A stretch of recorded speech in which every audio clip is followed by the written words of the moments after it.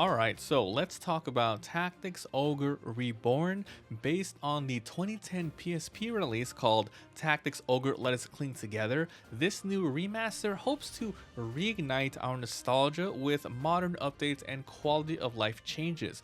But is it worth playing, or should you just pass this one up?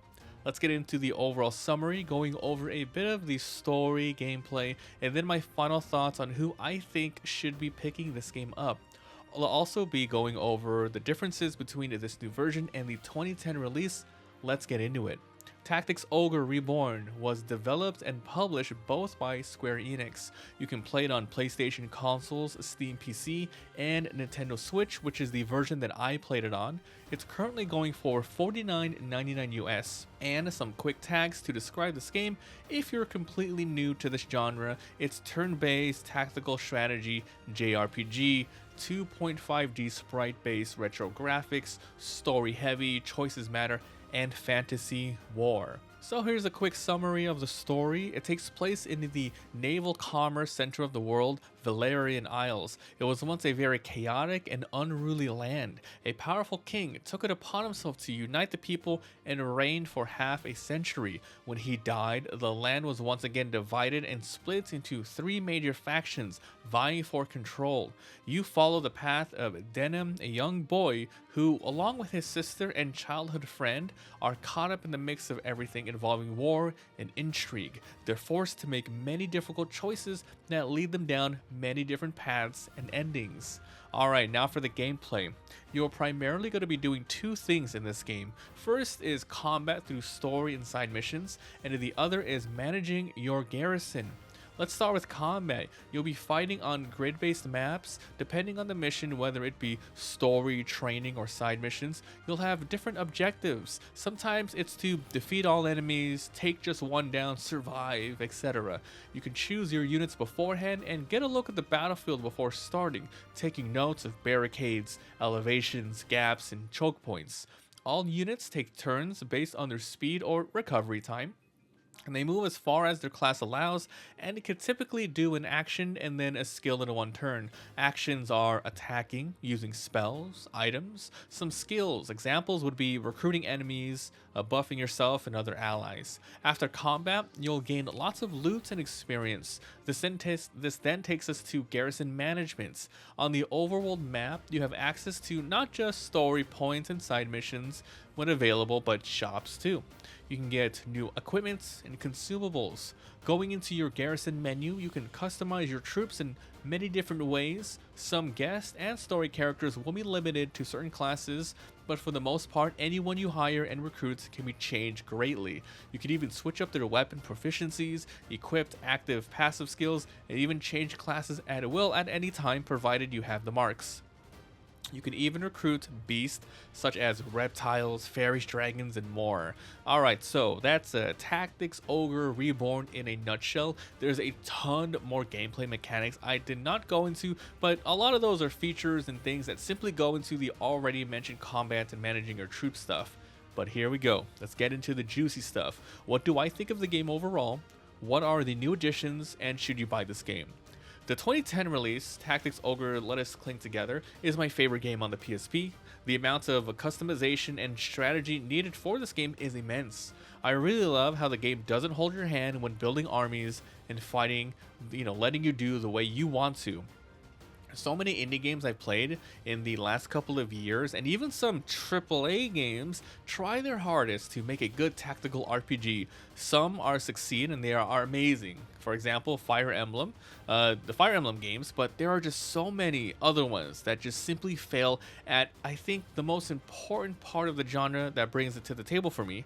They make it feel more like puzzles rather than strategy, meaning the other games limit you on objectives, making it almost simplistic in the way that you have to go about maps. Kind of like you don't even have to think and just follow these exact steps in order to win. I really don't like that. In good strategy games, it makes it so it makes the gamers feel like their customization and choices do matter. Things branch off, things act differently. Tactics Ogre really nailed that for me. There's the awesome feature of choices matter throughout the whole game. During certain story points, You're forced to make hard decisions. This will alter the story path as well as recruitable key members. This warrants replayability to see what could have been, or you can just go back a chapter or so with your garrison at the same level, which is a good new addition. Though this game doesn't have a difficulty setting, I'd say yeah, it could be hard at times, but they add some nice quality of life stuff to make things easier. You can rewind the battle up to 10 moves or so without consequence. You can see different outcomes and further plan ahead. So the new things, here we go. Here's a good amount of stuff, but I'll just mention the most impactful ones I found through my play and through the official Square Enix blog. Voice acting.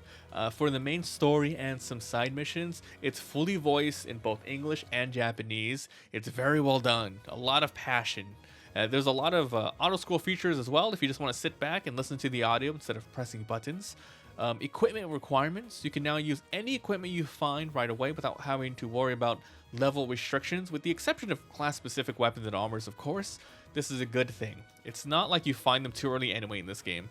Skill rules have been revamped. Units gained passives and active skills as they level up. You can have up to 4 at once, so you can choose which ones to prioritize in battle. Once again, a welcome change. They even added new ones and made it so classes should feel more distinct. Charms. This is a new type of item to customize units further. These are very rare items that you can find in battle or through rewards that completely change unit elements and you can increase their stats. At first, I wasn't sure what to make of these, but they made them very scarce and it barely increases stats, so I don't feel like it's overpowered in any way. UI and pre-battle screen updates. It's much easier to see the battlefield beforehand. You can customize your troops accordingly depending on the enemy scene and field layouts. You can now save up to 5 different party loadouts, which almost feel like a must and weird that it was not in the first game. Buff cards. These are one of the largest changes to the game. In each battle, randomly blue and red cards will spawn on the battlefield. There are different ones that increase stats like attack, skill proc chance, and aim, HP, MP regen. You and enemies can pick them up. You can hold up to 4, and if you accidentally pick up a red one, it negates all collected buffs. These are temporary just for the battle, but extremely rare green ones might show up that give you the permanent ones. It's a fun addition that looks impactful, but really it's almost a non-factor unless you stack multiple on the right units. From my playthrough, it was neither a good or bad thing, but rather just more variables to strategize with. Bonus rewards. For each mission, you now have extra tasks with more rewards. At first, I did not like the idea. I was scared that it might limit you and your playstyle, just like in the kind of games I don't like. But once again, they did a good job here. They're pretty easy, and the rewards are not absolutely necessary. They make it not too overbearing, and it has it's basically a simple, nice side objective that you're not obligated to do. Weapons and skill trajectory has been added. When firing weapons and crossbows and bows or casting spells that launch projectiles, such as Deadshot, you can display trajectory prediction to make sure that the attacker can hit the target without misfiring on their own troops. In short, it's awesome. Reviving units. After an ally gets downed, you have 3 of their turns before they permanently die. You can use consumables and certain spells to bring them back. Because this game doesn't have a difficulty setting, and sometimes you might be caught off guard, this is a very forgiving and welcoming new feature. They removed random encounters and instead added training battles. I think this is a good change too. Instead of being forced to battle when you don't want to, you can always choose yourself when to train. They even added an overall party level limit so you can't overfarm and blow through the game. After certain story points, the cap rises. You can still do things like training missions and level up skills. This change is good. It forces you to try and make each story point count, as these will be your main chances to recruit, to find loot, and to get perma buffs. So yeah, there's a lot of changes, other changes as well, like AI improvements, balances, and quality of life stuff. I've heard some people call the game a remake rather than a remaster because of how different the game felt to them. Being fans of the first one, I can see where they're coming from, but I'd still call this a remaster.